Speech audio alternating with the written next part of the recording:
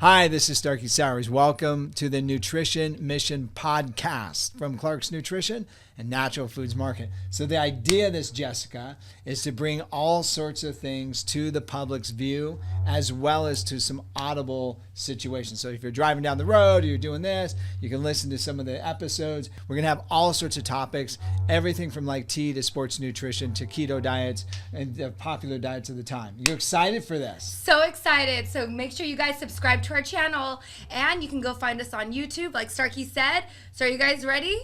All right. We're all about the Nutrition Mission. All right, guys. So here we go with a segment that's kind of an interesting segment. I call it the green clean moment. We're always hearing about the environment and doing things better for the environment.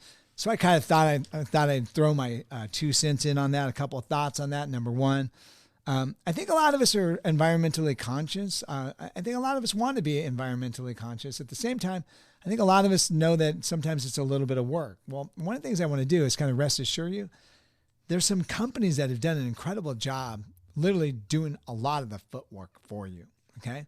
And so what we're going to do is we're going to like maybe look through some companies, and it's going to be a little bit more about the companies more so than anything else. But let's kind of start with this, and it's kind of a weird way to lay this out. I just like needed stuff, and I've got thousands more bottles of stuff that I brought. But you know, we figured that I was going to not be able to be seen unless we like simplify it a little bit. So here we go. First of all, remember that we have obviously a carbon dioxide cycle, right? So we breathe in air and then we breathe out carbon dioxide. Then the plants, of course, grab the carbon dioxide, convert that basically into food, and then when they're done with it, they release the oxygen. Okay, that's the reason why we have to have plants. It's the reason why you're not going to live on the moon. Same time, that's the reason why you're not going to live on Mars, okay? Ain't going to happen. I love Elon Musk. Think he's like a genius guy. But man, until you fix some of the atmospheric issues that you've got going on, yeah, I don't think that's going to be a role, bro. So ultimately, when we look at that, what's going to happen is, you know, Earth is created specifically for us, and we live here. So this is a good moment. So there are other cycles that exist. For instance, there's a nitrogen cycle, all right? So what's nitrogen? Remember that nitrogen is in every amino acid, in every protein, especially when it comes to humans and animals and anything in that form. You've got nitrogen inside your body. Guess what?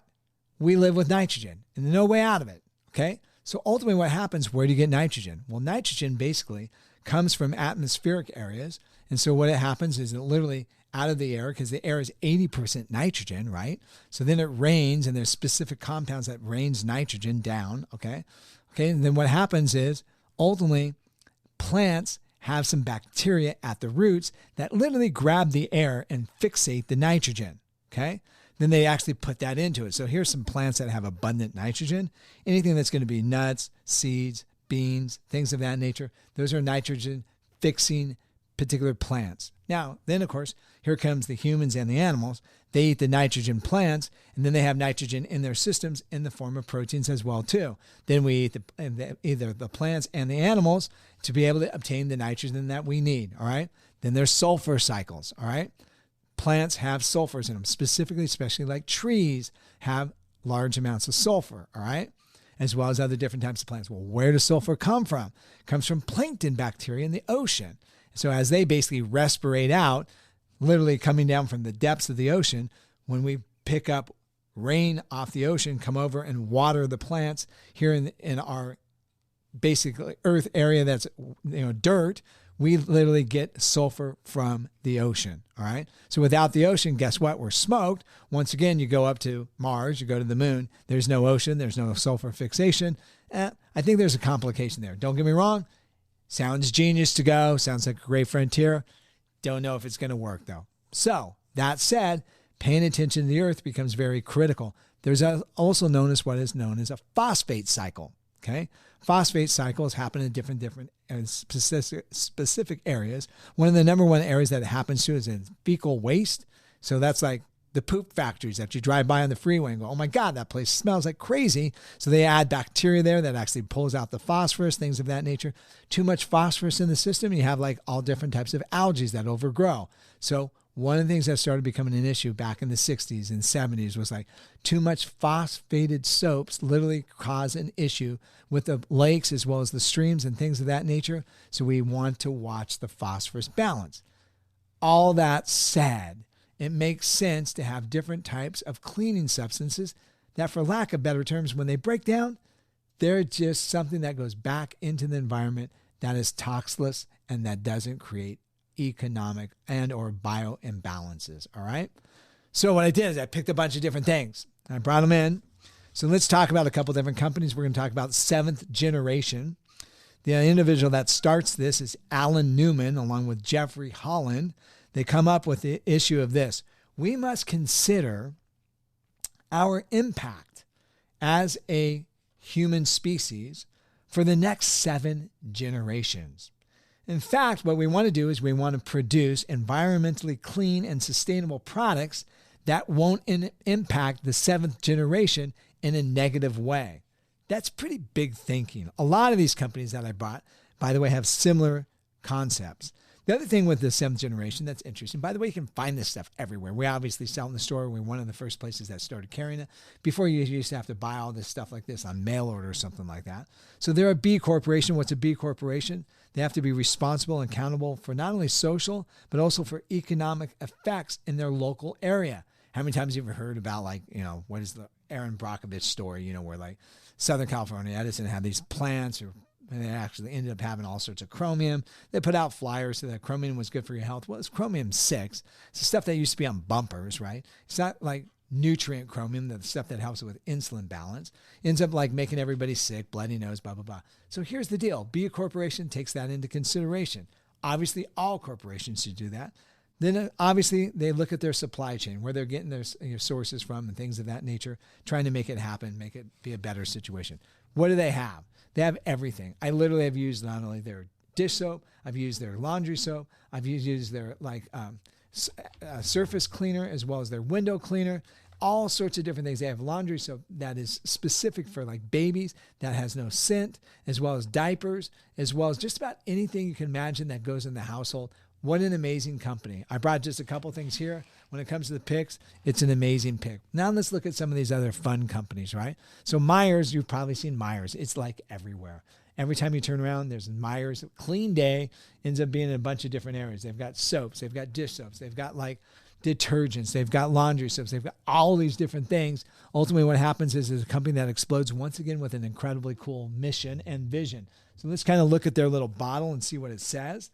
All right. So first of all, they talk about different types of hints on what to do household-wise. Obviously, gentle on your home, as well as ultimately creating clean and happy homes since 2001. So not only has this company exploded, they're everywhere. So I thought I would bring in something that I thought was really fun. I started using this recently. They have their Myers Clean Day aromatherapeutic household products. By the way, a lot of aromatherapeutic household products use essential oils, and they typically will use it with this. Sometimes it's a little much, but their lavender obviously is in here, and it's a decent lavender. What does that mean? Well, what you can do with lavender is you can actually chemically synthesize lavender. So they actually end up using natural lavender.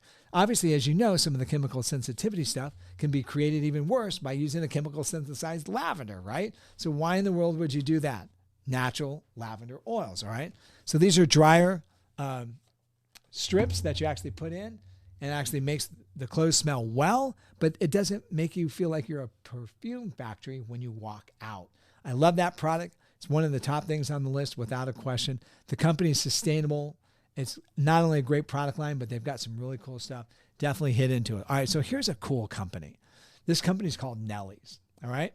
So Nellie's ends up being literally this guy's mom. And she was like all about like making powdered cleaning products out of soda and different things of that nature. And so ultimately he says, as she passes away, I'm going to honor my mom. I'm going to take her recipes. I'm going to tweak it a little bit. And I'm going to make household cleaning products for all sorts of situations in the house. They end up having their own Swifter that they make. You can go online and get their own Swifter. They've got the liquids and everything to go with it. I brought a couple unique things. First of all, everything they do is in tin cans.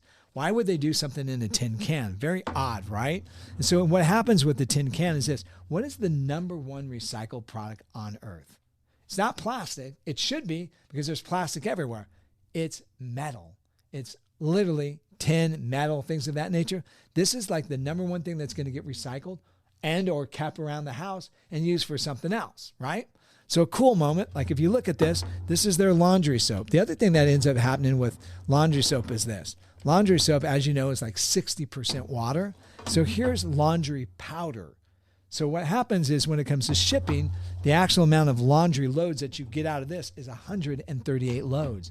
The average load size that you're going to get with a big old monster container like Tide or something like that is like maybe 40 or 50. So here's this particular product. Takes up less space, easier to ship, and ultimately because you're just shipping water, now you're not shipping water, making it something that you get like 3.5 times more laundry loads out of something that weighs about the same. All right? Genius. So once again, makes it easier on the atmosphere, things of that nature. One of the things that I brought with me was this. I started using these things. These are like really cool. These are made out of lamb wool, and they're laundry balls. And you take these laundry balls and you put them in the dryer, and you basically turn the dryer on. And so voila, here's my shirt. I constantly have to iron my shirt, right? It's a pain in the butt. I hate to iron, okay? Put these laundry balls in, literally run the dryer, and this comes out like perfect, as if it was like literally wrinkle-free and as if I had ironed the product, all right? All right, so let's move along. Let's look at some of the other ones. One of the other ones that's really kind of cool that I came up with is this. We're just starting to get a lot of these into the house or into the stores. It's called Sensitive Home. As we know, even with some of these green cleaning products that you buy in the store, they can have irritation for children as well as adults, as well as skin disorders, especially if you're skin sensitive. Believe it or not, people that have sensitive skin, they're always looking for something different. So I take this product and I use it for Sensitive Home. This guy ends up working for Clorox for 30 years. He makes and formulated all their green products. And his argument was, hey, when I'm done, it's much better than the chemical stuff that we make. But here's the deal.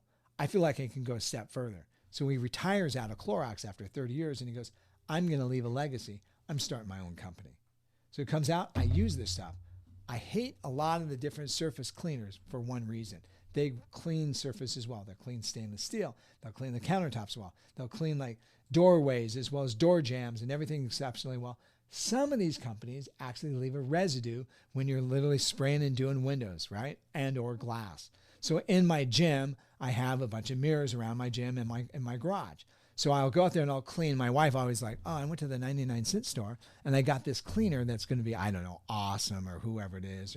And it's cheap. Oh, that's genius. That's great. So I go spray it. Boom, boom, boom. It's clean. It's green. So I go to sit there and I spray it and do the deal and start like, trying to get it off. 5 times later, I still got streaks everywhere. I grab this stuff. I spray my glass this morning after everybody worked out and ultimately clean it up. And it's like one swat and it was clean. I'm like, oh my God. When it comes to like 1 to 5, right? This ends up being a number 1 on the list for sure. All right. So in one of my Facebook Live, Instagram Live episodes, I'm sitting there talking about cleaning my floor in my garage before all the guys that come over and work out with me, like 10 guys, right? So I use a little bit of bleach. This lady starts texting, oh my God, I can't believe you're using bleach. That's like the worst thing in the world. Blah, blah, blah, blah. She's going on and on and on. By the way, bleach kills bacteria, especially during like different episodes of colds and flu. It's probably a brilliant idea. You don't need much bleach. You need like maybe a 1/4 teaspoon of the stuff and it goes a long way. But that kind of resonated and she kind of got to me. So I thought, you know what? What if there's anything that will clean the floor that's a green product, that's not bleach, that's actually going to work to kill bacteria? Yeah. So I find this company called Koala Eco, all right? Natural floor cleaner, Australian mandarin and peppermint essential oils, all right? So you start digging into this thing. Is not only does it work on grime, my wife had done flowers. She does flowers for weddings. So I clean up after it with this stuff. The floor is like crystal clean and there's no grungy feeling. Picks up all the grease and the dirt of all the people that were helping her. So then at the same time, I go outside and use this. And it only takes like a 1/2 teaspoon. Go outside, use it on the gym. Cleans the gym up amazing. Smells amazing. Ultimately ends up being like one of the best products you can use. All right. So something to clean the floor. We have wood floors. I use it on the wood floors and on our tile and it works amazing. All right. Check this out. A couple days ago, my daughter called me up and said, hey, Dad, can you do me a favor? Can you come over? She lives in an apartment. Hey, can you like unclog my drain? Yeah, gee, I would love to do that. You think about calling your landlord? Yeah, they said they'd be here in a week. So can you come do it? Of course I can come do it. So I come by and she goes, yeah, I took and used Drano. So now I got to dig into the drain, open it up. I got the toxic smell of Drano, all this other garbage. Home Solve, a citrus product. And it works like Drano. It takes longer and it smells like oranges. It's amazing. This is something that you definitely would want to use. Leave my daughter a bottle. Next time, use the Citrus Solve, the Home Solve. Don't use the Drano. All right? All right, now, here comes my favorite, Orange Wonder. All right?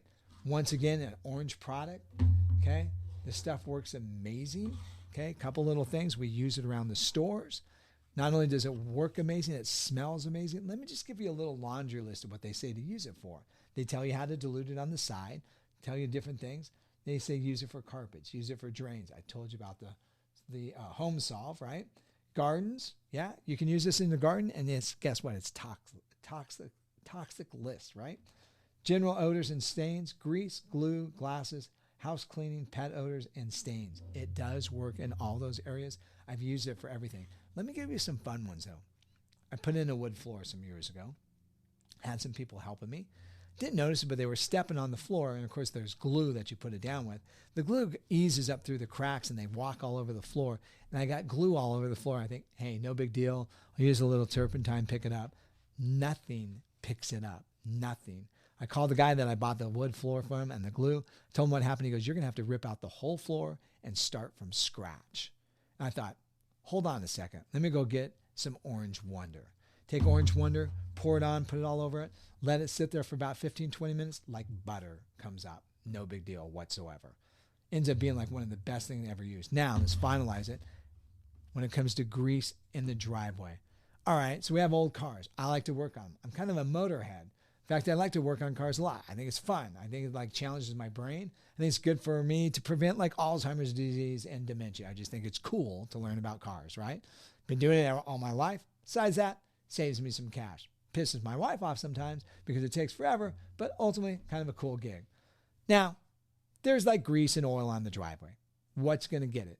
Yep, this stuff nails it every single time. What I didn't bring, though, with us was a new product that's called Gearhead. And this Gearhead is really interesting. It's made out of actually vegetable products and vegetable oil. And it literally is like WD-40, and it works amazing. So you definitely want to come into the store and ask for that, giving you something that literally almost accomplishes a green moment in everything that you're going to clean up around the house.